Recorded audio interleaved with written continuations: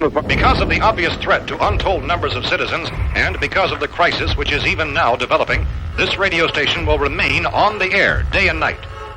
Officials and newsmen at first discounted those eyewitness descriptions as being beyond belief. However, the reports persisted. Listen to them. Children of the night. What music they make. Because of the obvious threat. I don't know why the loop was selected. Who knows? Hey, what's up, everybody? Welcome to Boogeyman Radio. I am Dave. I'm Charles. I adjusted my audio, so I don't know how it sounds for you folks at home. So we're just gonna roll with it. It sounds good. I mean, it sounds better than normal, honestly. Fiji tea. Fidgety? Fiji tea. Are you fidgety? Uh-huh. Fiji tea is a thing? Oh, wait, you just made tea with Fiji. Yeah, it's good. Ah. It's good. There goes the brains. No, that's awesome, man. Hope y'all are having a wonderful week so far. We've got a really cool show today, talking about origins of different things, from household objects to movies to, songs to just a lot of different stuff, and not just regular origins, but some very macabre and creepy and messed up origins. Absolutely. And there's a lot of them out there. There's actually quite a few, and I don't know. Charles and I, we don't know what each other has. We didn't go over any of that. So we're just kind of exploring it all together. So it'll make the show a little bit more interesting. He might have some stuff I didn't see, and vice versa. Or we just have the same thing. Who knows? The exact same thing, all the line down. I don't think that's going to happen. I think it'll be fine. No, I got a lot of stuff. Well, that's good to talk about. At least I'm excited. Yeah. So, Charles, I know you had a big night last night, but how was your weekend overall? Big night last night. What are you talking about? What did you message, or whenever I messaged you, you were the way you were crossfaded, right? Oh yeah, I was just crossfaded. It doesn't mean I had a big night. Yeah. I drank, and it was board game night. So my roommates and I, we just played board games, played video game. Well, played board games mainly. Which board games? So, okay. Have you ever heard of Cyanide Happiness, right? Yeah. Okay. They made their own card game called Trial by Trolley. Really? Yeah. It's very interesting. So, what it is there's how we played it. There's one conductor, and then there's two sets of tracks. And there's two teams. What's up, Elite? And one team has to, basically, there's good cards, there's medium cards, and then there's evil cards. Ooh. Well, the conductor has to decide which track to go down, who to run over. And there's some that's like a group of orphans, or your family, or just random different things.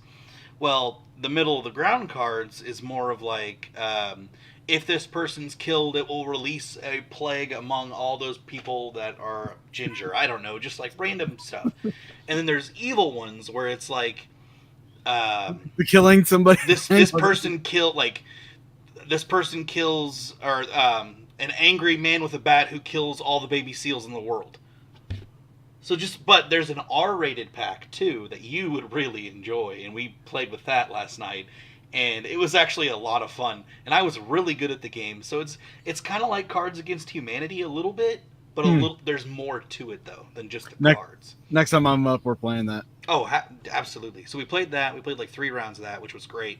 I was really good at it. So you have to explain, you have to convince the conductor why they should not run over your tracks and why they should run over the other tracks. And I was really good at it. And then we also played Red Dragon Inn, which is, I think, one of my favorite board games. It's not super complex, but it's a little bit more complex for sure. You have a health meter, a drunk meter, and gold. And if you if your drunk and health meter meet and hit like cross paths, you lose. If you lose all your gold, you lose. Basically, last person standing wins. Nice. It's pretty fun. It's a good one. But yeah, that's what I did last night. It was a lot of fun. But other than that, as far as how this week's going, I am so thankful we're finally getting a cool down. Yes. It's going to feel like fall. Oh, it felt like fall yesterday, and then, what is it? I checked yesterday. Friday and Saturday are supposed to be very nice. Like 78, 76 degrees. Tomorrow, well, you're a little bit further north, but tomorrow is going to be the last of the hot days, and then I'm ready for that cool down, man. Well, okay, you say that, but then next week I saw like 96, 97. So it's I know back. This is a break. This is a nice break. Oh, it is. I'm so thankful that we're getting a weather break. Thing is, St. Louis is getting drenched. Like it's massive flooding is happening in St. Louis right now, and there's more rain on the way for this week. Yeah. So that sucks for St. Louis. Yeah, it does a little bit. Yeah. Lori, good to see you. Lee, good to see you. Yeah, but I'm excited for the cool down. We've needed it. The grass has needed. We needed water desperately. So. Yeah, next week we got rain down here with the cool weather, so that's going to help out a lot. Same. It's going to help out my fishing. It's going to replenish my fishing spots, so I'm pretty excited about that. That'll be nice. I tried to get my bike in for service, but I didn't realize that it was what's it called? Sturgis is coming up, so a lot of the bike shops are just like closed, crazy busy with bikes right now. I figured they'd be closed. Those guys probably go out there too. I don't think it's Sturgis yet, but it's coming up. Like it's around the corner. So yeah. But shoot, after that, then I'm gonna get my bike in and hopefully do a lot of riding in September. So we'll see. Awesome. How about you? How was your week? It was okay. We didn't do nothing. Oh yeah. Sure about that? You really sure about that? No. This Saturday night, like after I got off work, I talked to Spurrier and he talked me into coming out to Garnett. Like I needed a whole lot of convincing, but like text me at midnight. Hey bro, you want to come to Garnett? Bro, it's midnight. That's when I didn't know I was going until like 10:30. Okay, 10:30 is sooner than midnight. Yeah, I got home at like 10 and I was sitting there talking to Justin. I was like, all right, I'll pack some stuff. 10:30 would have given me enough time to come home, pack up, and like I would have totally skipped fixing dinner. I thought you were at work. Nah, dude. I was like, yeah, at work. I would be at work at 10:30, but I can still like look at messages, and as soon as I get off, come home, pack of clothes, and then leave. But man, I was fixing dinner, which took me like an hour. So yeah, that killed time right there. Yeah, elite. Yeah. Hey, I didn't know until like halfway there. He was like, yeah, he was gonna. I wanted him to go, and then he said he wasn't gonna go. Yeah, I was really like I was this close. If I didn't have to work the next day, I would have totally gone. Yeah, that was the deciding factor. Is unfortunately I had to work the next day. But I got there, and of course I met with Justin in Chanute, and then we went. But we got there later than we thought we were going to. So it was all good. Like we ended up, as soon as we got there, we just basically crashed for a few hours. And then we got up and we cleaned and rearranged some stuff there at Garnett, improved it a little bit, the flow, the feng shui. I think the placement of the mirror is an excellent spot. It's good. Like if you sit on the couch and you look in that room, you see yourself. So creepy. Yeah.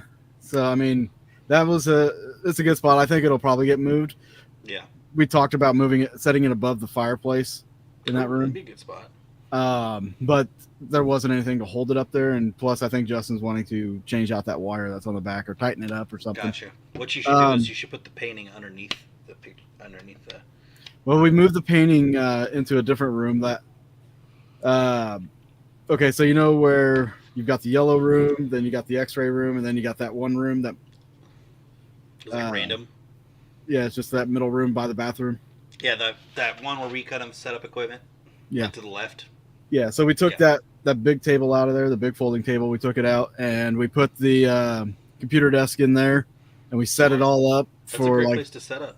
Exactly. Yeah, we set that up in there. We took the recliner and put it in there, and Like it's really homey in there. Like, and then we took a shelf out of there. We put it in that yellow room.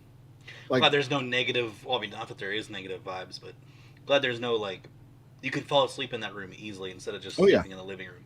Yeah, it's a lot more cozy in there and stuff. Like, good. And plus, it's got an air conditioner. So, well, you know my favorite room. So, so we've got the feng shui of the whole thing, the way it flows. Like, just going into it, it's a lot better. It seemed a little random. Like when I went there, it was just things were kind of like just everywhere or scattered throughout. But it wasn't like a mess everywhere. It was just like, oh, there's not really like you know what I'm getting at. Except the library. The library made sense. Yeah. So then like the next day, of course, after we finished cleaning up and everything, and Spirit Realm Network came out, and yeah, that was cool. It was all right. I know. It was all right. Giving them credit, okay? Yeah. Elite knows. That's why. But he does. Yeah. I just couldn't get over it. Like, this isn't hands, but this is feet. How can you hear that? What? I know. I'm like, Jesus, guy. How do you not hear it? Yeah, you must be. He's gonna start a fire with his feet. I know. I'm like, he must be nervous or something. Like, he has to be. I would go into more detail about that whole thing, but we'll save it for another time. Yeah, it's not my place. Not my place. But I mean, I'm glad they were able to investigate it though, and then they did have activity. Yeah, and they did have some activity. You had the fire truck, which was pretty cool. I have yet to actually see that on video, by the way, but I can't wait to see it, of course. I tried to catch it on video, but the stupid tripod started hitting some stuff, and I caught the very end of it, just as it came to a stop. But the dude's reaction, Jim's reaction, was just pretty priceless. It was pretty priceless. Was he freaking out? I totally missed it. Yeah. Okay, good. I remember him saying that the ball falls, I'm getting out of here. Yeah, he freaked out over the fire truck and all that. But yeah, I'm sorry. I did have a new experience there though. Okay. I had a new experience at Garnett that I've not had ever. So after Spirit Realm finished their live thing, I went upstairs. That room at the very top of the stairs. As soon as you get to the top of the stairs, it's right in front of you. As soon as you get into that room, I went in there and I sat down in the chair. Not the bathroom. It's the one literally like next to the doll room, right? Straight over. Yep. Okay. That's weird. That's a weird room, dude. I don't really investigate in there a lot. So I went in there, sat down. I put headphones in my recorder, put them in my ears, and had my mic sensitivity up. And I could hear everybody downstairs. And I'm just kind of doing my typical EVP session. And and I hear this, "Hey, come over." And I heard it, and I immediately responded like, "Hey, glad you could join me. Why don't you come in here and talk and everything?" And on the recorder, and I'll get the recorder, the audio on here next week, and I'll show you guys. On the audio, you hear after the hey and stuff, you hear footsteps. Oh wow! It sounded like somebody was coming into the room, and then I felt like a low level electric current just like coursing through my entire body. Yeah, my entire body, state of mind right there. Nice. Like I was feeling, and I'm like, whoa, this is cool. I was like, if this is you that I'm feeling, I just want you to know. Did it feel like kind of like a static electricity current? No, not static. It felt like if you were to touch. I don't know if you've ever touched an electric fence. I have. That low level voltage just going. That's kind of how it felt throughout my entire body. Never felt that there before. In fact, I don't think I've ever felt that. So throughout my body. Then what would static electricity feel like then? Because static would be. Go ahead. Almost be like putting your hand in a spider web, except more tingly. Like this wasn't the tingly sensation. This was like waves.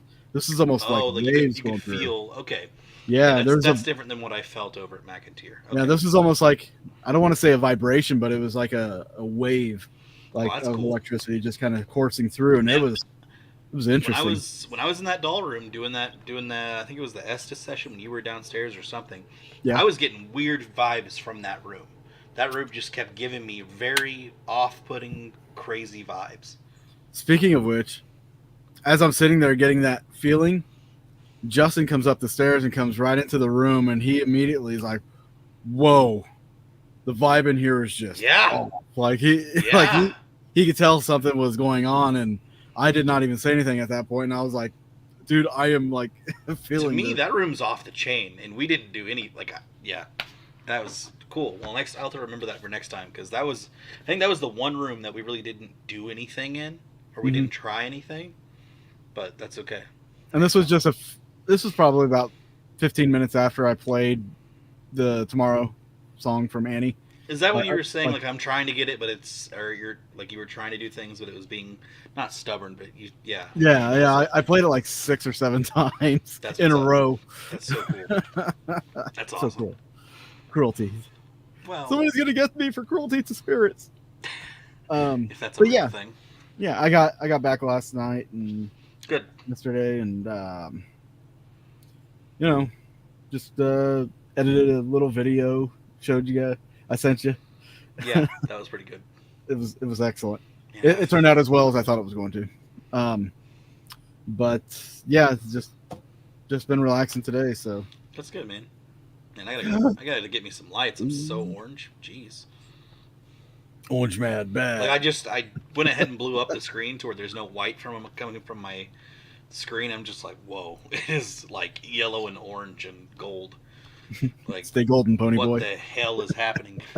It's all my lights. They're not. Yeah. Anyways. Oh, I am also going to announce something tonight on the show.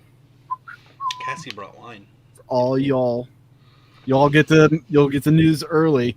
Does this have to do with haunting history? It has something to do with the Paracon. Okay, that works with me. Which, by the way, I'm going to roll the ad.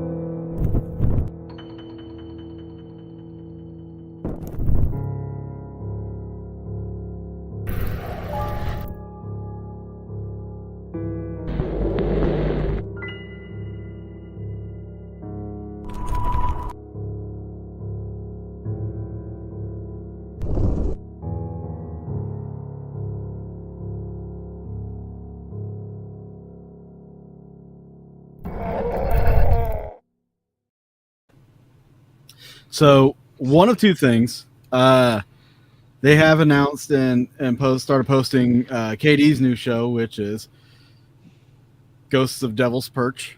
It's going to be on Discovery Plus and I think also on Travel Channel. So that'll be this August. I think August 21st, I believe, is when it comes out. So guys, catch that. It's going to be with Dave Schrader and Cindy Kaza and KD Stafford. That's what we do here at Boogeyman Radio, bringing the family together.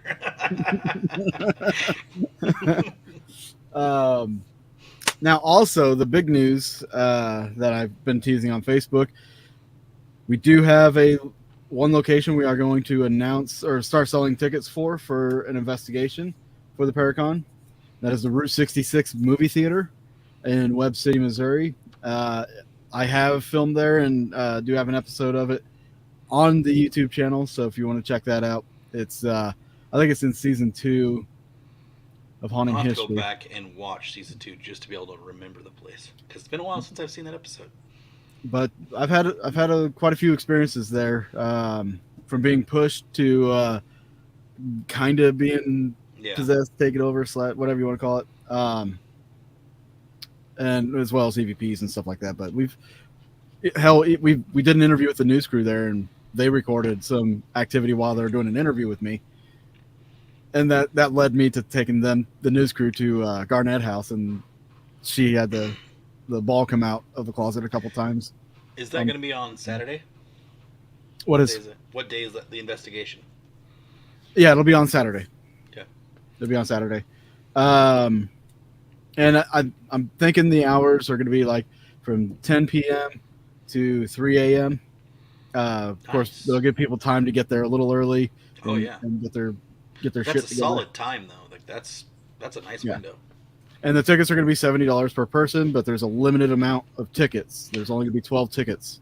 Lori wants to know how soon will tickets be available. I'm probably going to... I got to get with Jason so he can put it on the website. But I'm hoping we'll have that up and ready by Friday. Okay. At the latest, I would assume. That's good. So yeah, there'll be 12 tickets for that. And hopefully soon, I will let you guys know about another location for investigating. Now, this obviously will include, like, if the guest speakers want to come and investigate too. Mm-hmm. Cool. I'm going to probably have... I got to talk to him and find out, but I'm probably going to have Katie Stafford do the theater. Oh, that's cool. Because he builds ghost boxes and stuff like that. He can take his equipment there and show people how to run it and let them use some of the equipment and everything like that. Do you think they'll bring any boxes, or do you like? Yeah. In fact, I'm also going to be setting up kind of like an auction with some items, and they are going to be donating one of their boxes for the auction. That'll be something I'll announce, like a date when that comes up, when we get everything together. But yeah, it's cool stuff. Awesome. That'll be great. I can't wait to check that out. All right. I think we should just jump into tonight's episode because get it. Like the thumbnail I put up is probably a little confusing. People are like origins what? Wikiana's origins, yeah. It's a book of orgies. The origins that we're coming up with, that we're telling you, we're not coming up and making them up, but like we're telling you about. These are some odd, macabre, strange, creepy origins way to a out lot of there. things. One of them I'm probably gonna have to save for the After Dark show. All right, that depends what you got. Specifically. Okay. We'll see. I don't know. Well, it just depends how I feel. Yeah, I've got enough here to cover tonight and on the After Dark. So, guys, if you don't get your fill, go to patreon.com, Boogeyman Radio. Become a patron and catch more of our show. There's an hour more that we usually do. Unless we did like last week and we went 3 hours more. Do you want to start off or you want me to start off? Yeah, I'll go ahead and start off. Okay. Why not? So, did you know that Candyland was invented because of polio? Yes. Okay. That was one I read. But go ahead and tell those folks. Okay, so I'll go ahead and throw it out here. So Candyland is a dreamland of a board game with candy forests and mountain gumdrops and swamp alarmingly filled with molasses. From the sugar-infused residents and visitors to Candyland, it's just a regular day. But for its inventor, it took a life-threatening disease to gain inspiration. It all began in 1948, PBS reports, when retired school teacher Eleanor Abbott contracted polio.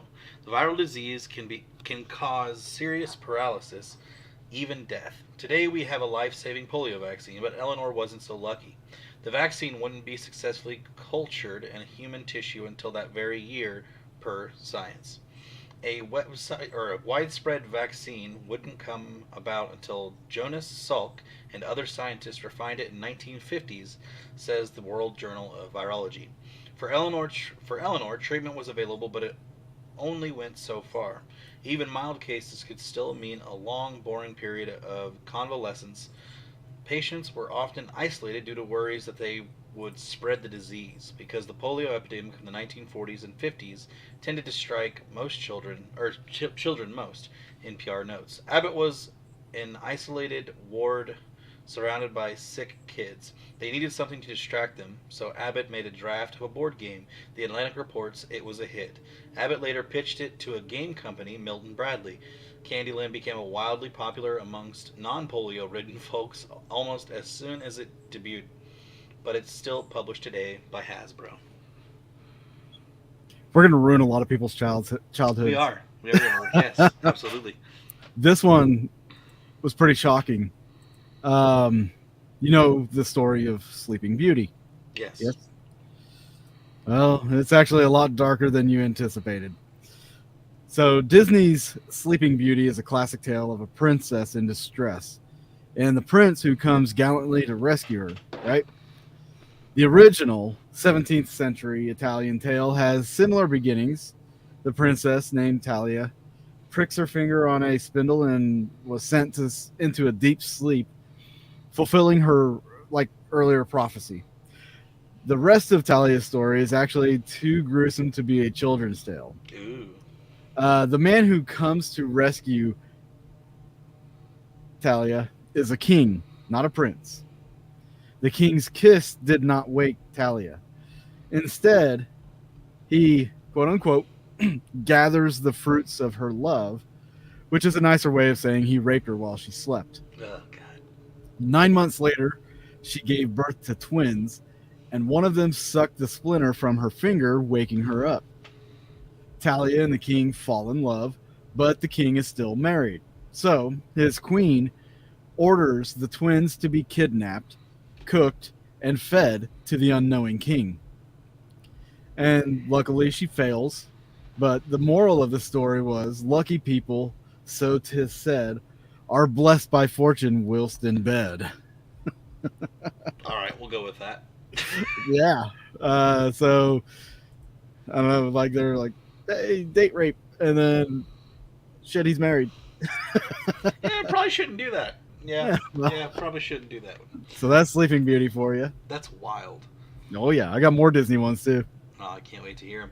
All right, so we'll go with graham crackers, right? Everybody loves graham crackers. According to many people in the early 19th century, there was a serious problem plaguing younger folks. It was so awful, so shocking that few people dared to speak of it so directly. You see, the youth were endangering their morals and their health through self-abuse. Doctors linked it to a bevy of mental and physical health problems, but the problem persisted. Who would save the wayward generation from themselves? Enter Sylvester Graham. According to ThoughtCo, he blamed a poor diet for the supposed problem. It inflamed the passions and made the sort of evil in question all but impossible to resist. Graham, a vegetarian who abstained from caffeine, alcohol, sugar, fat, tobacco, and spices, knew that his carefully curated diet would be a hard sell. He had to start somewhere, though. What the world really needed was a cracker. Graham's response, Come on, cracker. Needed a cracker. Needed a cracker for this one. Yes, Graham's response to a moral dilemma was the development Come on, of Graham, food cracker. so bland that it would quell the practically any emotion. The Graham cracker. But this wasn't the Graham cracker you know and love today. Graham's first invention was carefully crafted to taste almost like nothing.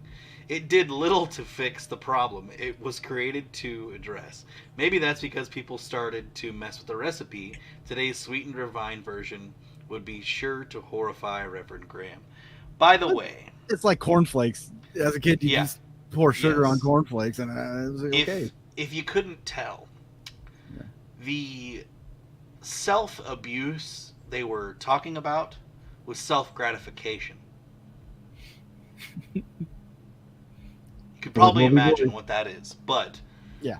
for this show and being on YouTube, and it's not the After Dark, We'll just say Yeah. boys will be boys.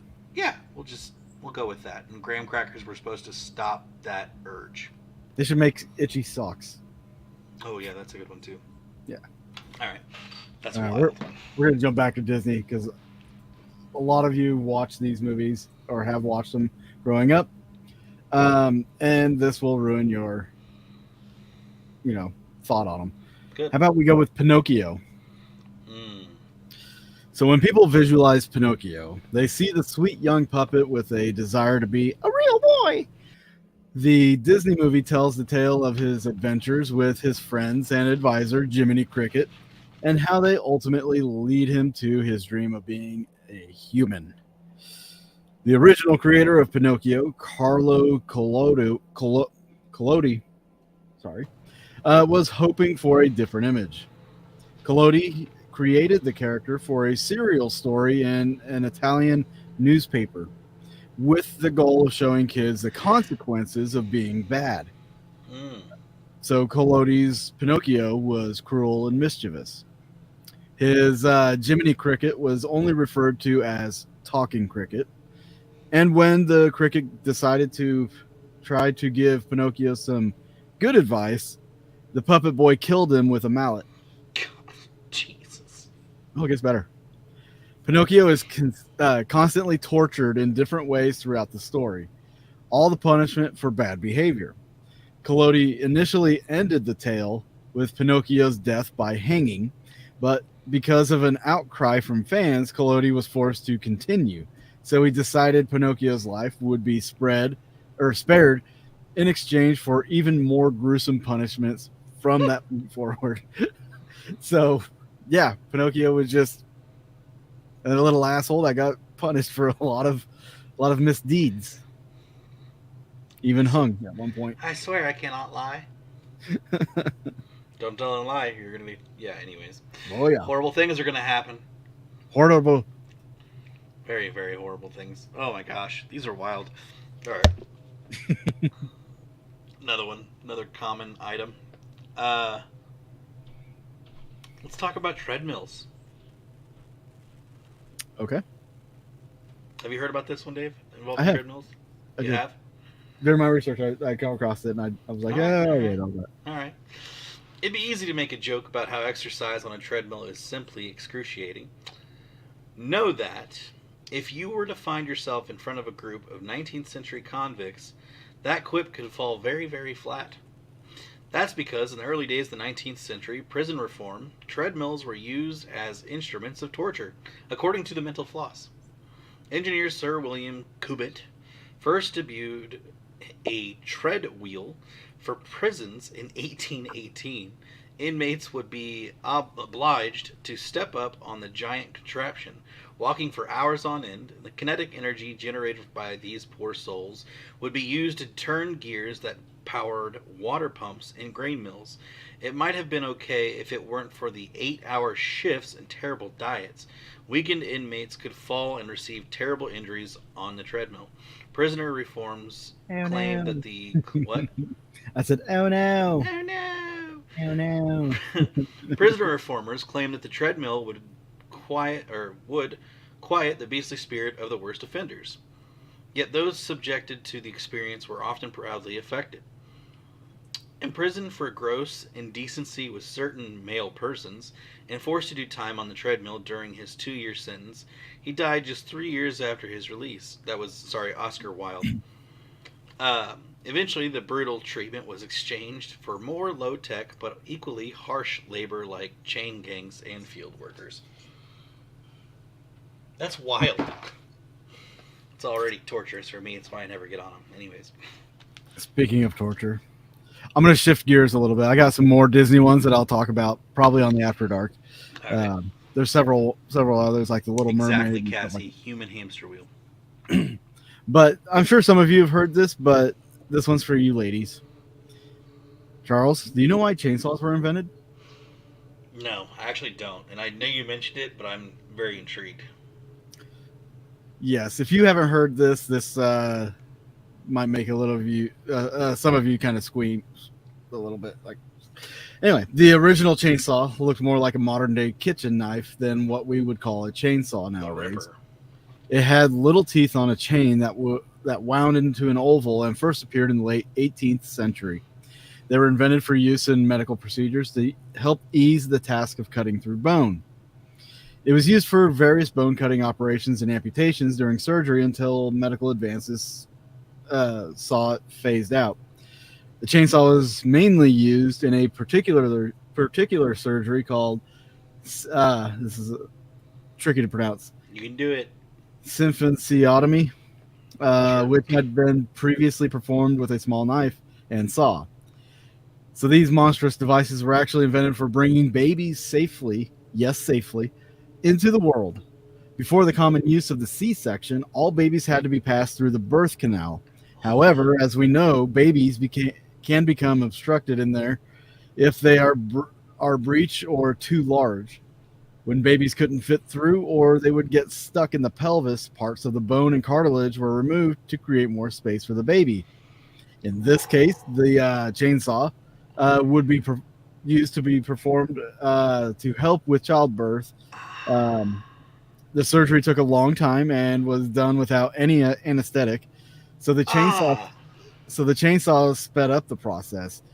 The tool was a success, and it continued to be used for most of the 19th century. So basically, Yeah. Sorry. So basically, We're gonna make some room. instead of using a knife and a handsaw, this saw was like on a crank. It looked like a knife, a big knife with the chainsaw blades and stuff. And they would crank it, and it would speed up the cutting process. So when they had to cut the ladies open to get the baby out,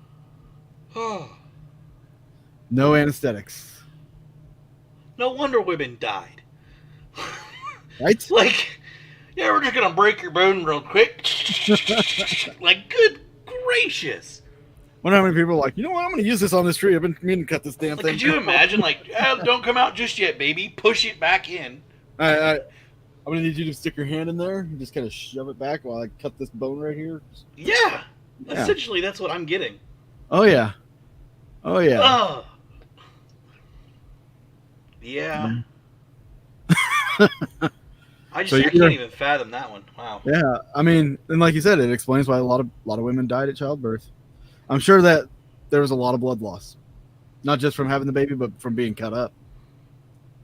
Yeah, and I bet that it was like, hey, we're not going to be liable if you die. We're doing this for your own good.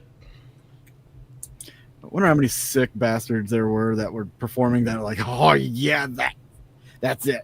That's it. Squirm. Serial killers, man, I swear. Yeah. You're going to have Cassie, I can understand. If it didn't, I'd be a little concerned. My vagina just seized up. Exactly. No thanks. I'm good. That's scary. She went from having an Audi to an innie.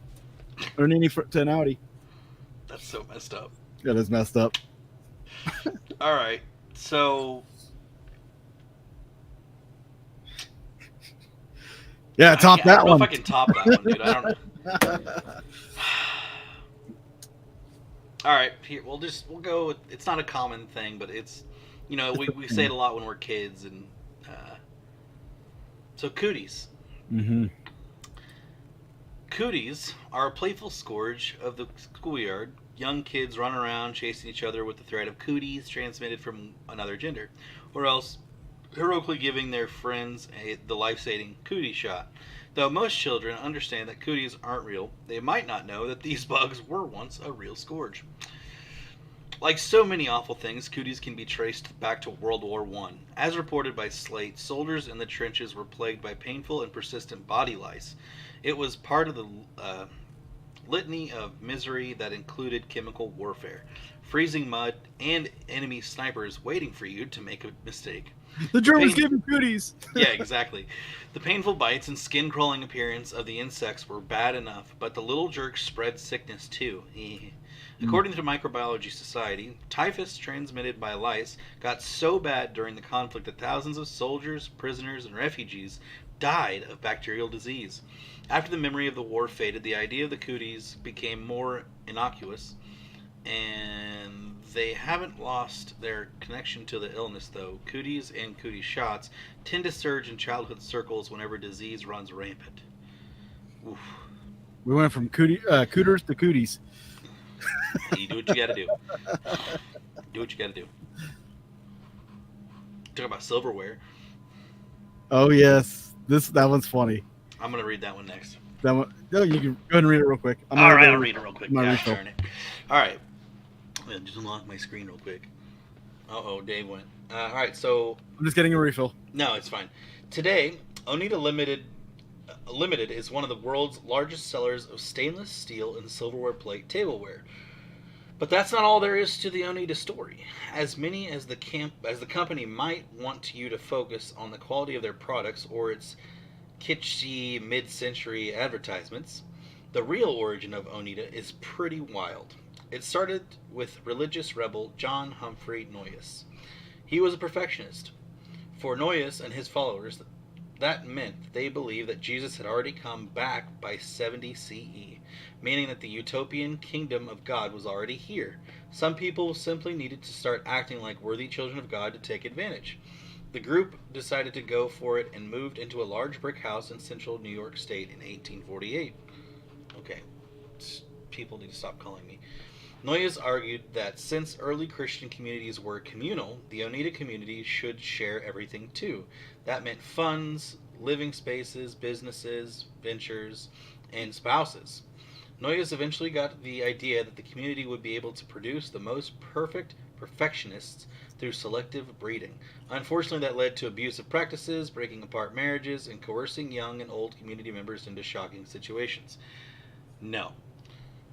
Though the utopian experiment eventually fell apart, members still managed to hold their business dealings. Despite the failure of Noyes' exploitive vision, part of the community survives today as Oneida Limited. They were a friggin' cult. Yeah. That's wild. Absolutely. That's so yeah. Who would have thought the people that made your silverware, or major manufacturer of silverware, was a freaking cult?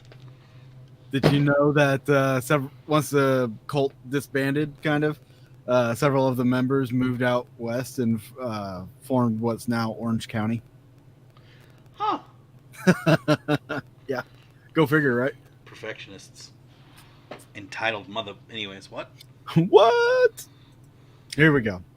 I was going to go into another one about your vagines, but we'll wait on that one because this one's really creepy. What about one with eyelashes? I haven't done that one, but this one, if you've ever done or trained in CPR, you've likely trained with a CPR doll. Yeah. That doll's got many names: CPR Annie, Rescue Annie, Resuscitate Annie. Whatever her name, millions have put their lips on hers. She's become the most kissed face in the world. Disgusting. But who is she? Well, that face that everybody's putting their mouth on is the body of a drowned woman who was pulled from the Seine River in Paris in the 1800s. A pathologist was so smitten with the unknown woman's face that he made a plaster cast of it. That cast became a death mask that was sold all over the country. It had Mona Lisa's smile. Poets and writers used the mask as a muse, and a year later, a toy maker was asked to create a CPR doll. He needed a face for the body, and he remembered seeing a mask in his grandparents' home.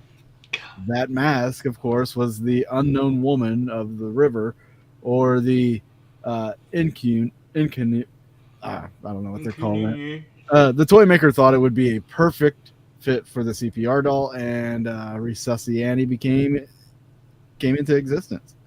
So you're kissing a dead woman's face. Ew. Yeah, it's beautiful. Lip locking with the dead. Now I can officially say there's a lot of necrophiliacs out there now, like kissing on them dolls. Okay, but they're not enjoying it. They're not taking pleasure in it. Or are they?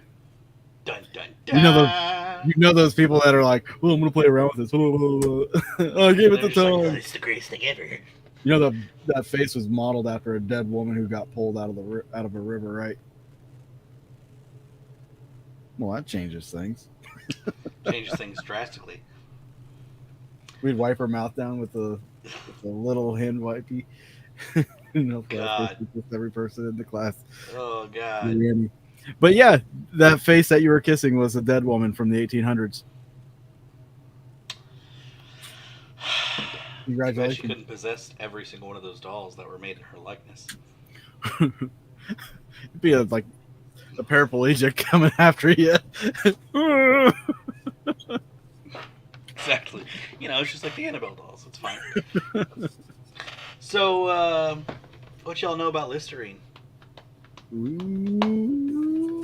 Right? So nowadays, Listerine is meant to clean mouths, speaking of mouths and touching things, and banish bad breath, but that wasn't always so. According to the National Museum of American History, this product has been used to disinfect surgical tools, banish dandruff, clean floors, fight body odor, and treat diseases from smallpox to gonorrhea.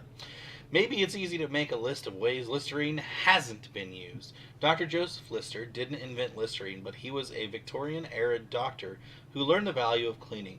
Per Britannica, Lister discovered that if he cleaned his hands and surgical equipment with carbolic acid, his patients were less likely to die a painful death from sepsis. Well, that's good. That's great. You would think. What? So you're telling me by the 18 something or other, they didn't realize that cleaning your tools was important. Okay. All right.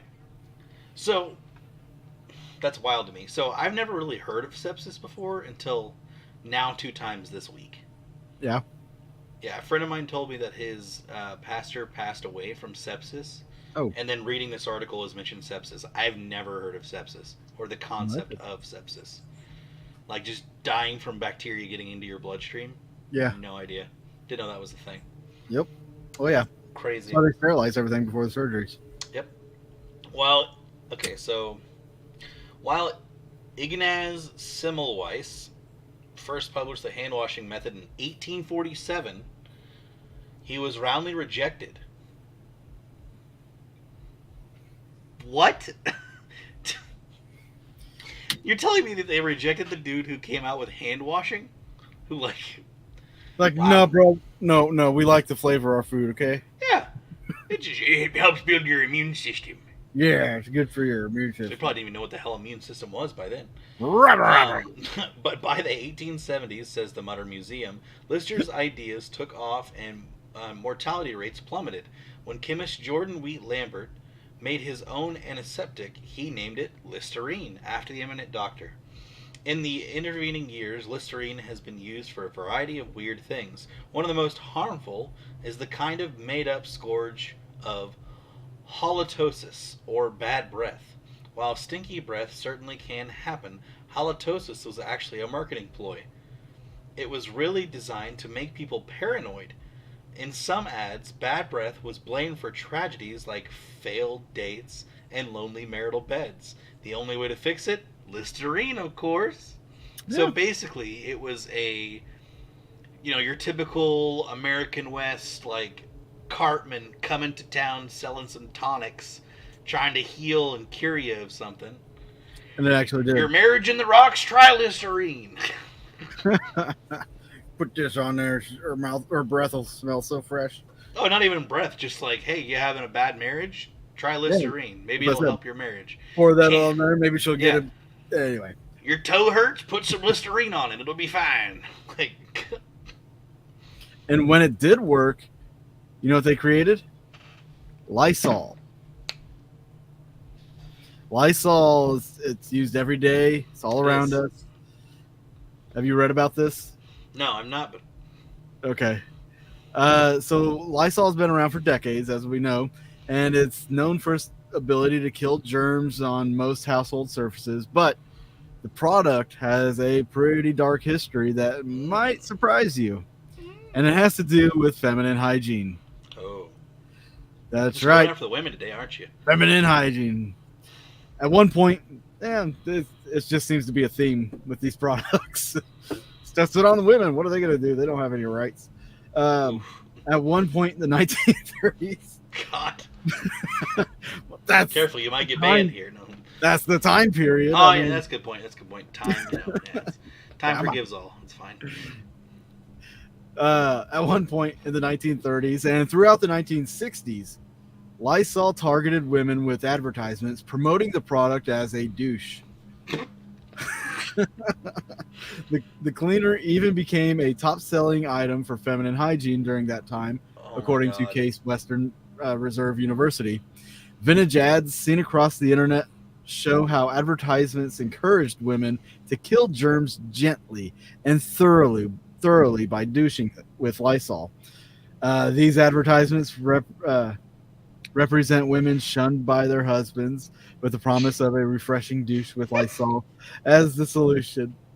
Lysol is that lemon zest, honey? It smells real good. You're not fully clean unless you're zest fully clean. No, it's orange tranquility. That's what we're rolling with today. Oh God, my camera just. You smell like our coffee table. My camera just like mega zoomed in on my face. Like, hey, I can't get it to zoom out. Back up. Hold on, maybe if I. Oh my God. Nope, it's not working. We had to get the reaction. That's not gonna help. It's not gonna. I'll do the show from back here from now on. Locked and loaded. Just Hey guys. I kind of want to go back and see that exact moment. All right. That's great. See if I can finish this here. Okay. So these advertisements represented women shunned by their husbands with the promise of a refreshing douche with Lysol as the solution. In addition, this practice was apparently prescribed by esteemed doctors. One ad seemingly blamed a woman for being neglectful in the feminine hygiene department, pointing out that her doctor had to straighten her out by recommending to always douche with Lysol. Lysol also may have been used as birth control as well. So if it's not bad enough that women had to douche with it, some believe that Lysol was covertly pushed as birth control. Part of this reasoning stems from the fact that effective forms of birth control were limited until the invention of the pill in 1960. A common misconception was that douching, especially antiseptic douching, after intercourse would kill sperm. Well, Lysol kill a lot of things, I'm sure. 99.9% of all pregnancies can be treated with Lysol. Lysol wasn't the only product advertised for feminine hygiene, but it may have been the only household cleaner promoted as such. Unsurprisingly, women were hurt from douching with Lysol. Oh, really? Yeah. And eventually, Lysol manufacturer Lean and Fink found themselves hit with lawsuits claiming their product caused burns and bleeding. Some doctors even reported Lysol-related deaths, 5 of which stemmed from uterine irrigation. Huh. Furthermore, an investigation by the American Medical Association found that the benefits of Lysol for feminine hygiene that doctors touted did not exist. Yeah. So thankfully, Lysol has shifted its focus from personal hygiene to helping people across the world keep households safe and clean. That's amazing. Wow. This is why we do it. We do it for the people. I would have never known that Lysol was a douche cleaner. It was a doucher and it was a birth control, man. I could see why it's effective at keeping you from having kids. Yeah. Good gracious. That's messed up. Okay. Next. Moving on. So, we'll talk about trick-or-treating here for a minute. Okay? Yes. So, trick-or-treating was originally about death and begging. Ooh. For the most modern folks, trick-or-treating is an innocent Halloween tradition. Kids dress up in costumes and go begging for sugar-packed candy. Super sugar-packed candy. If you're lame enough to hand out toothbrushes or similar disappointing fare, you might find toilet paper decorating your home. But that's usually the worst of it.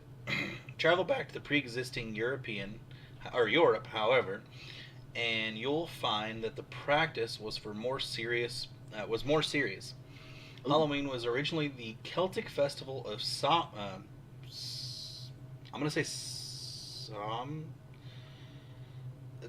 Okay, the spelling is Samhain. It's not Samhain, but it's Samhain. No, yeah, something like that. The pronunciation is different from what it's spelled. Yeah, that's right. When people would honor the dead by lighting bonfires and offering up sacrifices. If we're an ancient Celt who wasn't keen on having ghostly visitors, you might dress up as an animal or dress up in animal skins to scare them away. A gentler tactic was to leave out some food to appease the spirits. With the rise of Christianity, of course, these practices morphed into a tradition called guising, where people would dress up and go door to door. They would beg for food and money, promising to pray for the souls of the dead in exchange. More prayers could help a soul move quickly out of purgatory and into heaven. The modern practice, known as trick-or-treat, came about the 1930s, and it didn't really take off until the rise of kid-friendly suburbs in the 1950s. Many of the modern traditions Americans associate with this holiday have been around for a few decades. Christianity ruined it. Yeah. Well, Catholicism. Anyways.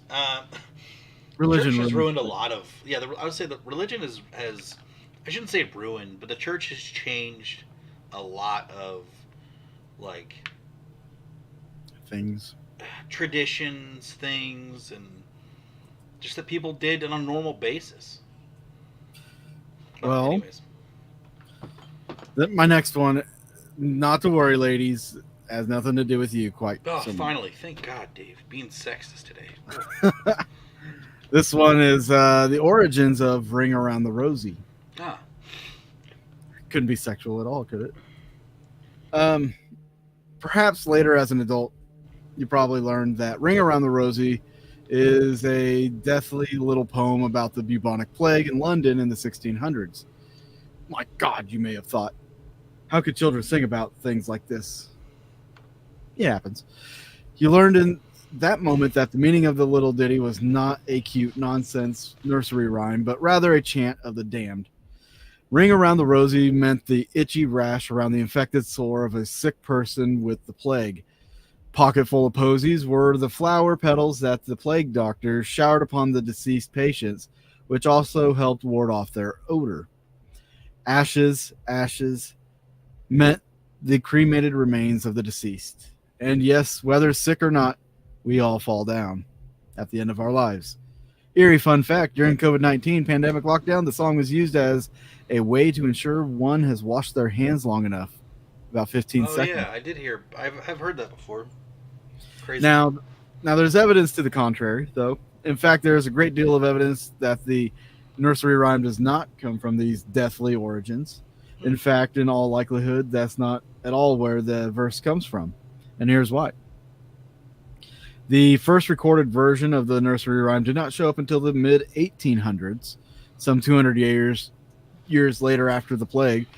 One would think of if that 1/3 of Europe, or about 50 million people, died at a convenient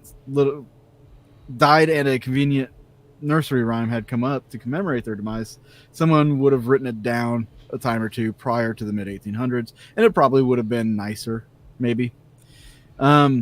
What's more likely is that the rhyme was really just a fun game that manifested later after the Great Plague, and it was just a ditty for kids. Likely they joined hands around a flower bush or a rose tree, circled it a few times and fell down laughing.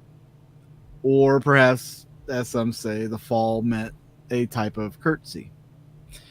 But I kind of think it might have something to do with the plague.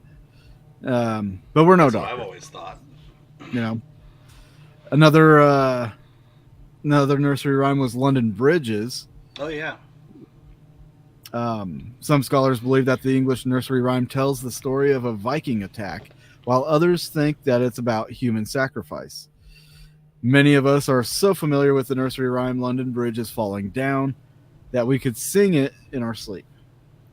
We remember playing the London Bridge game in the schoolyard with our friends, chanting the tune and trying not to get caught as the arch fell down. But if you're unfamiliar with the sing-song story, some of the lyrics are London Bridge is falling down, falling down, falling down. London Bridge is falling down, my fair lady. Off to prison you must go, you must go, you must go. Off to prison you must go, my fair lady. While the tune of this classic nursery rhyme sounds playful, and the game might appear innocent, there are some sinister theories about where it originated from and what it's really about. So what is the true meaning of London Bridge is falling down? Well, here are some possibilities. Coming from who wrote this, a page from Tommy Thumb's Pretty Songbook, published in 1744, shows the beginning of London Bridge is falling down. While the song was first published as a nursery rhyme in the 1850s, many experts believe that London Bridge is falling down dates back to the medieval era and possibly even before that. Wow. According to the Oxford Dictionary of Nursery Rhymes, similar rhymes have been discovered across Europe in places such as Germany, Denmark, and France. It wasn't until 1657 that the rhyme was first referenced in England during the comedy The London Chanticleers. I don't know. And the full rhyme wasn't published until 1744 when it's made its debut in Tommy Thumb's book. But the lyrics back then were very different from what we hear today. In the book, it's London Bridge is broken down. Dance over my Lady Lee. the London Bridge is broken down with a gay lady. A melody for the rhyme was noted a bit earlier for an edition for the of the Dancing Master in 1718, but it has a different tune than the modern version of London Bridge is Falling Down. The meaning of London Bridge is Falling Down has long been debated by historians and other experts. Like many popular children's stories, there are some darker meanings that lurk underneath the song's surface. However, the most commonly accepted origin story for the rhyme is that of the London Bridge actually falling down in 1014, because Viking leader Olaf Haraldsson allegedly pulled it down during an invasion of the British Isles. Though the reality of that attack has never been proven, the tale of it inspired a collection of Old Norse poems written in 1230 containing a verse that sounds close to the nursery rhyme. It translates to London Bridge is broken down, gold is won, and bright renown. But that wasn't the only event that could have inspired the London Bridge rhyme. Parts of the bridge was damaged in 1281 due to ice damage, and it was weakened by multiple fires in the 1600s, including the Great Fire of London in 1666. Despite all of its structural failures, the London Bridge survived for 600 years and never actually fell down, as the nursery rhyme implies. When it was finally demolished in 1831, it was only because it was more cost-effective to replace it than repair it. One dark theory behind the bridge's longevity maintains that there were bodies encased in its moorings. The author of the book, Traditional Games of England, Scotland, and Ireland, suggests that the London Bridge is Falling Down rhyme refers to the use of medieval punishment known as immurement. Immurement is when a person is encased into a room with no openings or exits and left there to die. You know, such as the stories where people are like, there's some of the castles were like, have that story where there's a woman that was encased in a wall or something. Yeah. You know, that's what immurement basically is. It was a form of punishment as well as a form of sacrifice. Gome points to the lyric, "Take the key and lock her up," as a nod to this inhumane practice and the belief that the sacrifices may have been children. Ooh, that'd be really, like, bad. Yeah. Horrible. According to her, people during those times believed that the bridge would collapse if there wasn't a body buried inside. So, I mean, better bury more bodies inside of it. Just a little bit more to add into this, like who is the fair lady? My fair lady. Yeah. Some believe she may be the Virgin Mary, as part of the theory that the rhyme is a reference to a centuries-old Viking attack. Supposedly, the attack happened on September 8th, the date when the Virgin Mary's birthday is traditionally celebrated. Because the Vikings were unable to take the city after they burned the London Bridge, the English claimed the Virgin Mary, or Fair Lady, protected it. A few royal consorts have also been mentioned as potential fair ladies. Eleanor of Provence was a consort of Henry III and controlled all London Bridge revenue in the 13th century. Matilda of Scotland was a consort of Henry I, and she commissioned several bridges to be built in the early 12th century. The last potential candidate is a member of the Lee family of Stoneleigh Park of Warwickshire. This family dates back to the 17th century in England and claims that one of their own was entombed under the London Bridge as an alleged human immurement sacrifice. However, none of these ladies have ever definitively been proven to be the Fair Lady of the song. So, yeah.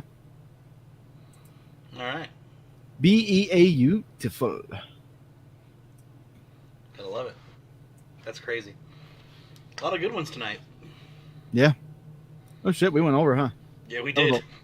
That was a long one. That last one was pretty good. It was a long one. But we will have more in the After Dark. Yes, so if you haven't yet, go to patreon.com/Boogeyman Radio and sign up for our Patreon. Get more of our show. get some more of these morbid origins. Especially one that has to do with long eyelashes that I can't talk about right now on this show. Why they were invented for certain women. Whores. Wow. Okay, Dave, go out. Just throw it out there. With their behinds. I call sex workers an actual, career. So, Ooh. Use the proper terminology here. I'm sorry, ladies of the night. There you go. Oftenly found in red light districts or back corner alleys. Yeah. If you haven't joined us over there, we'll be on at 9:15, and we'll see you guys there. Thanks for dropping in, all that good jazz. Thank you for going back and watching the videos later on too. If you're not able to join us on our lives, we really appreciate it. Thank you. Yeah, that's all we got to do for right now. Stay classy. I see he's rocking the Boogeyman Radio t-shirt. I am. You know where you can get that at? Where at, Dave? You get it on the Haunting History store. HauntingHistory.threadless.com. Get your pick of shirts, including the infamous Boogeyman Radio t-shirt. Support us. Support the channels. Support your favorite two guys right here.